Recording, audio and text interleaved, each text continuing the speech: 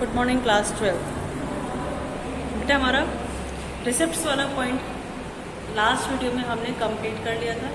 Today we are going to discuss about the budget expenditure. Budget expenditure और उसके दोनों component discuss करेंगे हम आज। तो हमारा जो आज का टॉपिक है वो है बजट एक्सपेंडिचर। भाई अगर हम बजट के बारे में डिस्कशन कर रहे हैं तो जो खर्चे करेंगे और रिसिप्ट्स के अकॉर्डिंगली करेंगे ना, कि हमने कितना रिसिप्ट्स करा उसके अकॉर्डिंगली तो खर्चे डिसाइड होते हैं। चाहे वो हमारी कंट्री का बजट हो चाहे हमारे घर का बजट हो। घर के भी खर्चे रिसीविंग पे ही डिपेंड करते हैं कि कितनी रिसीविंग आई है, उसके अकॉर्डिंग हम खर्च करते हैं। सेम विद गवर्नमेंट का रिसिप्ट्स हम डिस्कस कर चुके हैं। अब उसके अकॉर्डिंगली हम एक्सपेंडिचर डिस्कस करेंगे। तो एक्सपेंडिचर, बजट एक्सपेंडिचर क्या होता है बेटा? It is a estimated value. एक एस्टिमेटेड वैल्यू है गवर्नमेंट की कि हम आगे आने वाले साल में कहाँ कहाँ कितना पैसा खर्च करेंगे, उसका एक सम अमाउंट, टोटल अमाउंट कि भाई इतना खर्चा बैठ रहा है। तो उस एक्सपेंडिचर को इन्होंने दो पार्ट में डिवाइड करा है। जैसे रेवेन्यू रिसिप्ट्स है, ऐसे ये दो पार्ट में। First is revenue receipts, sorry revenue expenditure, और जो दूसरा है वो हमारा क्या है? Capital expenditure. कैपिटल एक्सपेंडिचर, ठीक है।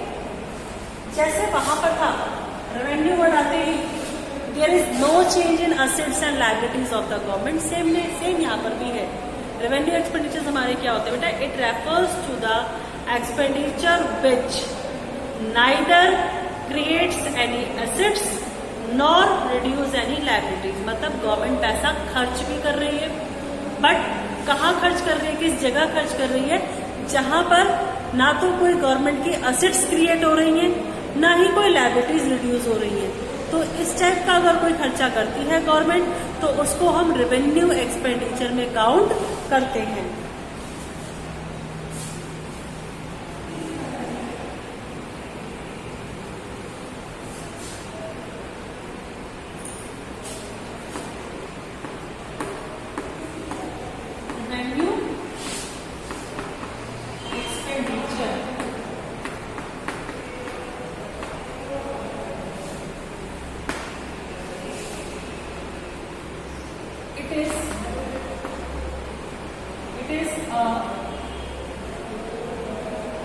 It refers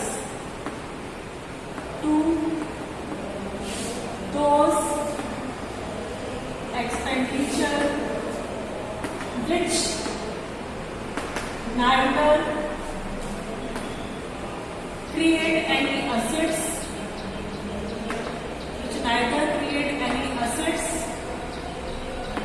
nor reduce any liability। ना तो वो कोई गवर्नमेंट की लायबिलिटीज को रिड्यूस कर रही है, ना ही कोई असेट्स को क्रिएट कर रही है। मतलब पैसा भी खर्च हो गया गवर्नमेंट का जिसमें ना तो कोई असेट्स क्रिएट हुई, ना ही कोई लायबिलिटीज रिड्यूस हुई। तो ऐसे खर्चे हम गवर्नमेंट के रेवेन्यू एक्सपेंडिचर में काउंट करते हैं। अब ये कौन से खर्चे हैं जो रेवेन्यू एक्सपेंडिचर का पार्ट है? तो इसमें जो हमारा कंपोनेंट आता है, अगर गवर्नमेंट ने वेजेस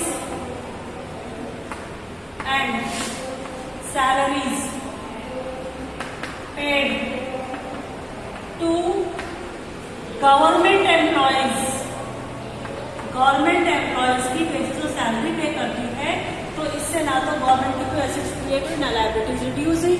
या गवर्नमेंट ने इंटरेस्ट ऑन लोन ले रखा है, उसका इंटरेस्ट पे कर दिया, तो इंटरेस्ट पे करा है, लोन अमाउंट नहीं पे करी है, लोन अमाउंट का एज इट इज स्टैंड है, तो कोई लायबिलिटी रिड्यूस नहीं हुई, ठीक है ना।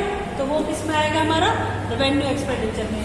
या government expenditure on subsidies,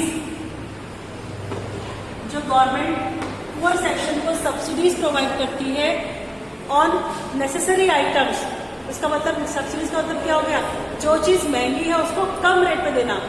actually में तो महंगी है पर गवर्नमेंट ने तो महंगी खरीदी होगी, कोई चीज़ 10 की गवर्नमेंट ने कहा कि आप 5 की हो तो बाकी 5 का खर्चा कौन बियर कर रहा है? गवर्नमेंट। तो सब्सिडीज का खर्चा जब गवर्नमेंट बियर करती है तो उस खर्चे से ना तो असेट्स क्रिएट हो रही, ना लायबिलिटीज रिड्यूस हो रही, या expenditure on tax collection amount, tax collect करने के लिए गवर्नमेंट ने पैसा खर्च करा, तो जो टैक्स के थ्रू रिसीविंग आएगी वो तो रेवेन्यू रिसिप्ट तो चली गई, लेकिन टैक्स कलेक्ट करने के लिए पैसा खर्च करा वो हमारा किस में आएगा? रेवेन्यू एक्सपेंडिचर में आएगा। ठीक है।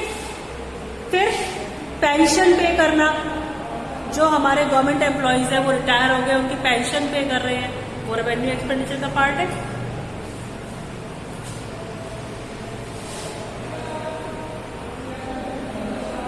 फिर पेंशन भी हमारा रेवेन्यू एक्सपेंडिचर का पार्ट है। ठीक है बेटा। और स्कॉलरशिप, बच्चों को स्कॉलरशिप प्रोवाइड करते हैं, स्कॉलरशिप प्रोग्राम से स्कॉलरशिप दे रहे हैं, वो गवर्नमेंट का खर्चा हो गया। तो इस टाइप की जो सर्विसेज है या दूसरी कंट्रीज में हेल्प करना बाय गिविंग देम ग्रांट्स और डोनेशंस, तो all these are the part of revenue expenditure. Now next, capital expenditure. Capital expenditure में क्या हो जाएगा? It refers to those expenditure which either create assets or reduce liability of the government. यानी ये वो खर्चे हैं जिनको करने से या तो गवर्नमेंट की असेट्स क्रिएट हो रही हो या लायबिलिटीज रिड्यूस हो रही हो, तो उन खर्चों को हम कैपिटल एक्सपेंडिचर में काउंट करते हैं। इसके क्या क्या कंपोनेंट्स हैं? फर्स्ट,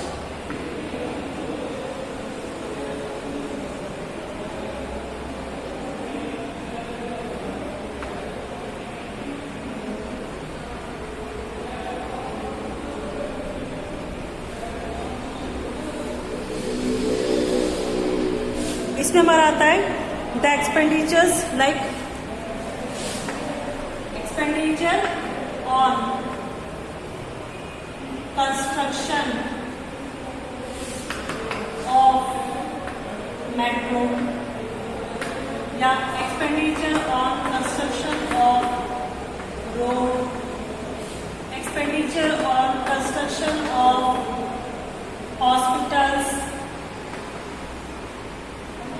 या expenditure on construction of school buildings. तो ये सब क्या कर रहे हैं? हमारी असेट्स को क्रिएट कर रहे हैं। सारी कंडीशन, पैसा तो खर्च हो रहा है लेकिन एक गवर्नमेंट प्रॉपर्टी भी तो इंक्रीज हो रही है, तो ये असेट्स को इंक्रीज कर रहे हैं। तो ये सब किसमें आएगा? हमारा कैपिटल एक्सपेंडिचर में। कुछ ट्रांजेक्शन ऐसी हैं जिससे हमारी लायबिलिटी रिड्यूस होती है, लाइक रीपेमेंट ऑफ लोन, हमने लोन पे कर दिया तो लोन पे करने से क्या हो रही है? हमारी लायबिलिटीज रिड्यूस हो रही है।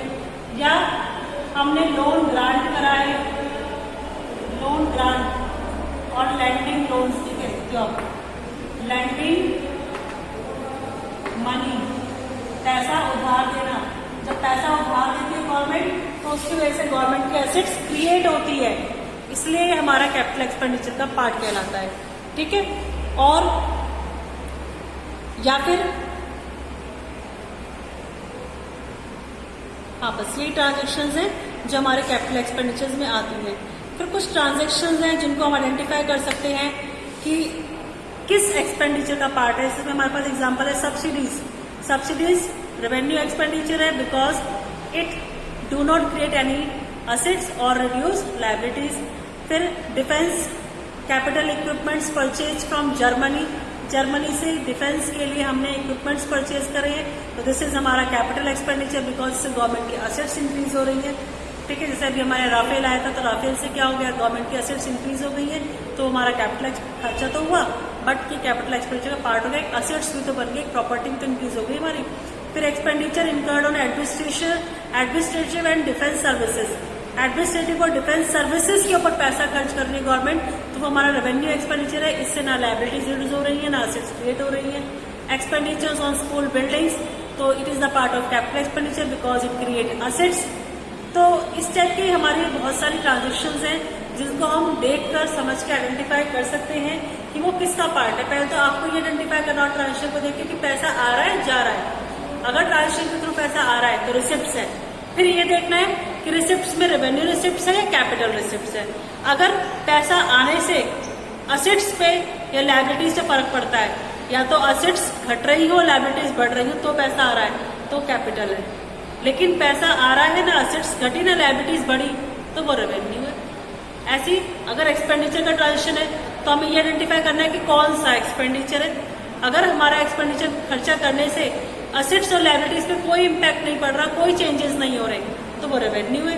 और अगर असेट्स और लायबिलिटीज पे डायरेक्टली इम्पैक्ट पड़ रहा है पैसा खर्च करके तो वो कैपिटल का पार्ट है। इस तरीके से हम क्या कर सकते हैं, इजिली आइडेंटिफाई कर सकते हैं कि हमारा जो ट्रांजेक्शन है वो किसका पार्ट है, रेवेन्यू रिसिप्ट्स या कैपिटल रिसिप्ट्स, रेवेन्यू एक्सपेंडिचर्स या कैपिटल एक्सपेंडिचर्स।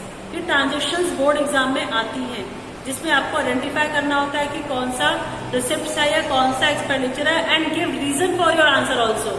और अगर आप रीजन नहीं देते हो, विदाउट रीजन आंसर लिखते हो, तो उसके आपको कोई मार्क्स नहीं मिलेगी बेटा।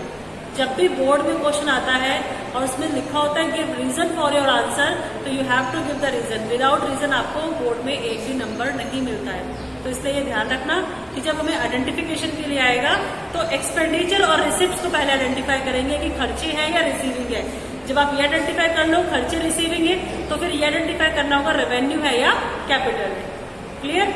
तो ये टॉपिक हमारा यहाँ पे खत्म हो गया है। नेक्स्ट टॉपिक हमारा डेफिशिएंसी का है, बजट डेफिसिट का, वो हम आपको नेक्स्ट वीडियो में डिस्कस करेंगे।